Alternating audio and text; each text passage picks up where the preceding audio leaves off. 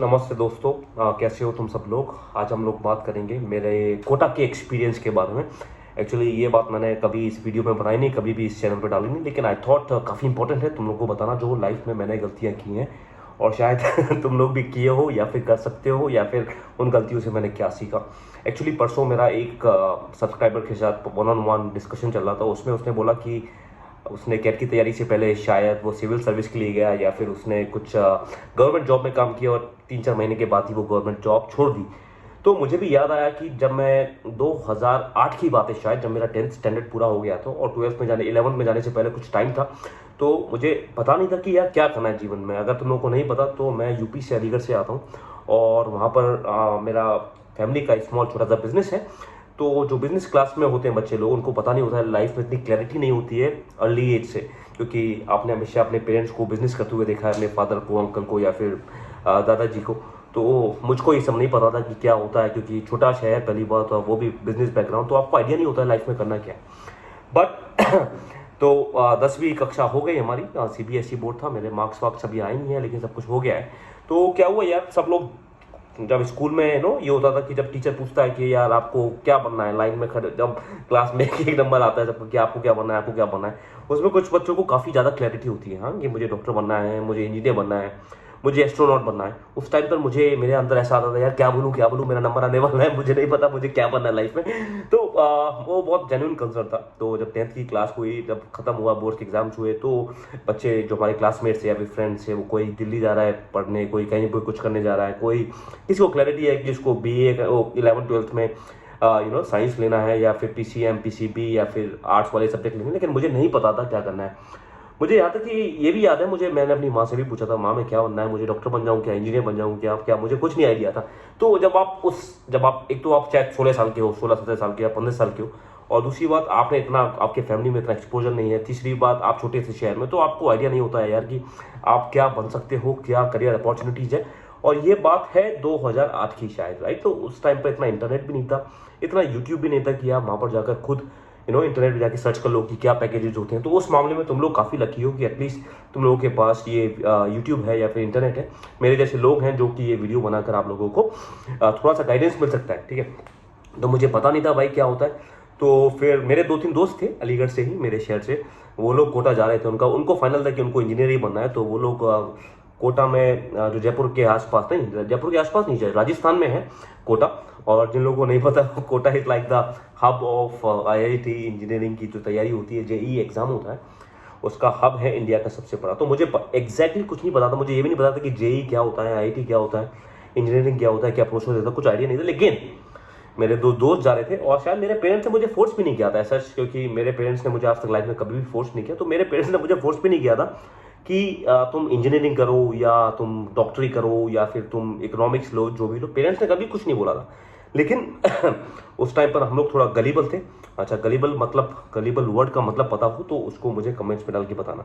तो उस टाइम पर हम लोग थोड़े गलीबल थे, हमें पता नहीं था कि क्या करना होता है। तो देखा दोस्त लोग जा रहे हैं और मैं घर पे क्या करूं, घर पे खाली बैठा हूं, सारे दोस्त मेरे बाहर जा रहे हैं, अकेले रहेंगे इंडिविजुअली और इंडिपेंडेंट होंगे।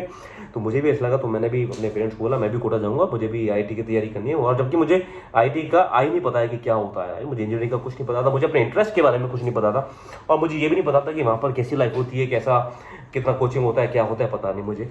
तो जब मैं कोटा के लिए, जब मैंने मन बना लिया एटलीस्ट, तो मेरे पेरेंट्स ने बोला ठीक है तुम्हें जो करना है करो।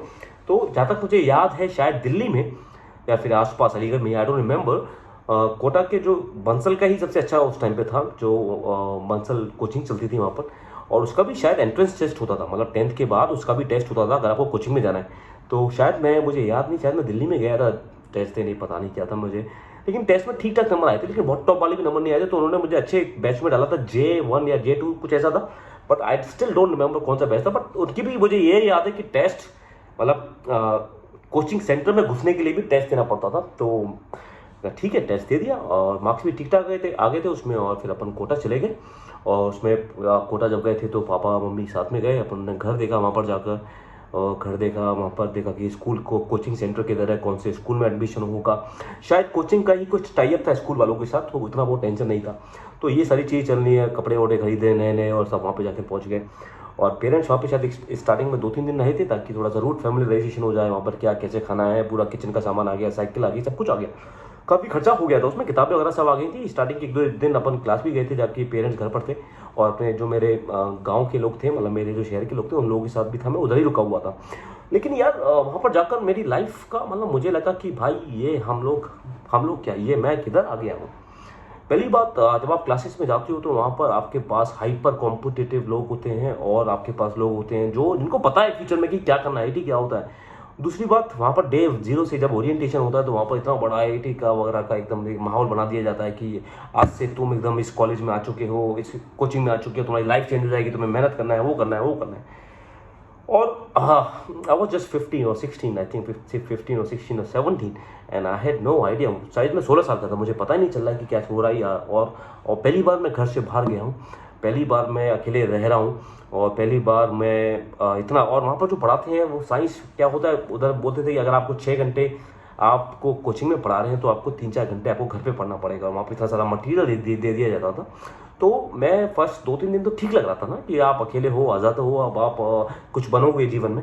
लेकिन यार 3-4 दिन के बाद I was like completely surprised, मतलब ये चल क्या रहा है। एंड वहाँ पर मुझे क्लासेस जाने का मन नहीं करने लग रहा था। वहाँ पर जाकर मुझे जो मेरे दोस्त थे आसपास जो बने थे वो लोग काफ़ी इंटेलिजेंट थे। बिहार से काफ़ी लोग आते थे और बिहारी लोग आर वेरी इंटेलिजेंट। तो वहाँ पर मुझे अच्छे से याद है, जब भी क्लास में कोई क्वेश्चन पूछता था ना बच्चा, उससे पहले ही सॉरी, जब भी क्लास में कोई टीचर कोई क्वेश्चन पूछता था उससे पहले ही बच्चे लोग यार आंसर दे देते हैं। बोले क्या चल रहा है भाई और मेरा मैथ्स हमेशा से थोड़ा वीक रहा है, तो मुझे इतना स्ट्रॉन्ग स्ट्रेंथ नहीं थी मैथ्स में। वहाँ पर बच्चे were like students were super smart and I was surprise. और उसके चक्कर में और वहाँ पर कॉन्सेप्ट भी ऐसे दिखा। और मुझे क्या, जब तक मुझे समझ में, जब तक आप मुझे फंडामेंटल नहीं बताओगे किसी चीज़ के तो मुझे समझ में नहीं आती थी।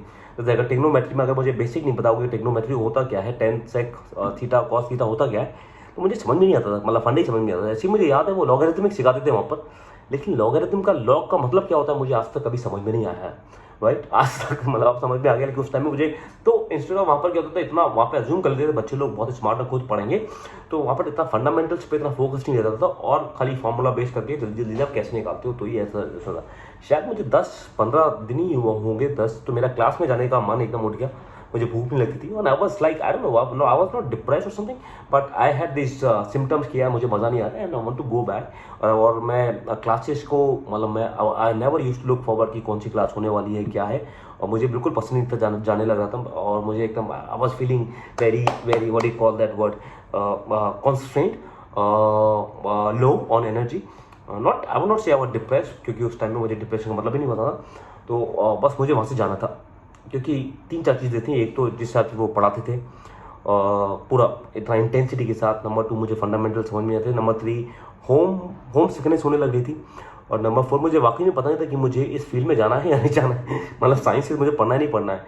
आई was decent smart student throughout, but ये सारी चीज़ें मुझे नहीं पता थी। तो उसके बाद मैं 10-15 दिन के बाद आई यूज्ड टू कॉल, मैं अपने पेरेंट्स को कॉल करता था हमेशा और बोलता था मेरा मन नहीं लग रहा है। तो पापा ने बोला यार तुम टेंशन मत लो, ठीक है आप कोशिश कर लो। अगर फिर पापा वगैरह आए घर पे, मतलब कोटा में आए, एंड देन दे सेड कि अगर तुम्हारा मन नहीं लग रहा है तो it's fine, it's not a big problem. तुमने सोचा कि ये करना था, अगर नहीं मन कर रहा है तो तुम वापिस जा सकते हो। तो मैंने सोचा कि 1-2 दिन और जाके देखता हूँ, लेकिन आई कुड नॉट अंडरस्टैंड। तो मैंने बोला dad I want to go back. और माय पेरेंट्स पर मतलब इंस्पाइट काफ़ी ज़्यादा खर्चा हो गया था उस टाइम पे, शायद 20-30-40 रुपये का खर्चा हो गया होगा, क्योंकि अलीगढ़ से भी कोटा हम लोग गाड़ी से गए थे, तो which is a long way. तो एक बात दिमाग में ये था कि यार I am putting my family down और समथिंग, लेकिन my parents were very encouraging. उन्होंने ये बोला यार कि ठीक है, इट्स वेरी नॉर्मल, ऐसा होता है और कोई बड़ी बात नहीं है, इसमें तुम्हारी कोई गलती नहीं है, you have to experiment in life. तो ये सारी कहानी मैं क्यों बता रहा हूँ, बट बिफोर दैट मैं फिर उसके बाद घर आ गया था। और फिर मैं घर गया, मैंने घर आकर भी फिर मैंने साइंस लिया अपने स्कूल में, अलीगढ़ में जाकर साइंस लिया। बट मुझे तब भी साइंस मुझे समझ में नहीं आया, और आई सेड कि I can not take this thing, I will move to commerce, and I did pretty well in my commerce. 11th-12th में मेरे अच्छे काफ़ी मार्क्स आए थे। तो इस सब का मतलब मैं ये सब क्यों बता रहा हूँ, मैं ये सब चीज़ें इसलिए बता रहा हूँ ताकि तुम मेरे एक्सपीरियंस से सीख सको। नंबर 1, अगर आप कुछ करियर में ट्राई कर रहे हो, अगर आप 10th में हो, 11th में हो, 12th में हो, अंडरग्रेड में हो या फिर पोस्ट ग्रेड में हो, तो डोंट बी स्केयर्ड कि लोग क्या बोलेंगे। अगर आपका मतलब अगर आप फील्ड स्विच कर रहे हो, अगर आपको एक चीज़ समझ में नहीं आ रही है, फिर आपको पसंद नहीं आ रही, तो move away from that, shift your fields, that's not a big problem. अगर आप MBA के बाद अगर आप सेल्स में हो, मार्केटिंग में, अगर आपको कंसल्टिंग में जाना है या फिर फाइनेंस में जाना है, IB में जाना नहीं आ रहा तो एक्सपेरिमेंट करो, there is no problem in changing your field. अगर कल को आप MBA करने जाते हो, अगर आपको MBA समझ में नहीं आ रहा है, वैल्यूएशन नहीं हो रहा तो remove that, go try different things, you know, change your field, right? That's very very normal. Number 2 is जो भी आपके आसपास लोग हैं उनको एनकरेज करो कि it's okay to do this. Number 3 is अभी before you actually go for something always be sure that you are not doing it कि एंजाइटी के बारे में एंजाइटी की वजह से, मतलब कि अगर और लोग कर रहे हैं तो पीयर प्रेशर जो बोलते हैं ना, और लोग कर रहे हैं तो मुझे भी करना है, अगर MBA बहुत कूल है तो मुझे भी कूल कोर्स MBA करना है, ऐसा मत करो। नंबर 4 इज इंटरनेट पे इतनी सारी इन्फॉर्मेशन है, try to understand more and more, try to talk to the people in that field, right? उस फील्ड में आप लोगों से बात करो कि भाई मैं ये करने का सोच रहा हूँ कि क्या लगता है आपको, उस फील्ड के बारे में पढ़ो जो कि आप लोग इन वीडियोस में देखते हो, that is very good. Number 5 is always be open with your parents. अपने पेरेंट्स को आप हमेशा ओपन रहो, आपको कैसा फील हो रहा है, कैसा अच्छा लग रहा है, नहीं लग रहा है, be very open with them and discuss things with them, that's very important. हम लोग अपने मन में बात छुपाते हैं, ऐसा नहीं करना चाहिए, अपने पेरेंट्स के साथ डिस्कस करना चाहिए सारी चीज़ों को। और number 6 is it's okay to fail in life, it's okay to fail. When I went, जब मैं कोटा गया था तो मुझे लगा यार मैं I am getting fail, I mean मैं एक होप के साथ आया था और मैं अभी वापस जा रहा हूँ और मुझे कोटा का वहाँ पे जाके JEE की तैयारी करनी थी, बट मैं वापस आके मैंने साइंस भी छोड़ दिया। It's alright to fail because failure is just one part of life, it's not your whole life, right? तो ये सारी चीज़ें मैं इसीलिए बता रहा हूँ ताकि अगर आप लोगों के दिमाग में भी ऐसे थॉट्स आते हैं कि मैं अगर चेंज कर लूँगा फील्ड तो कैसा होगा या तो it's alright, it's completely alright and there is no harm.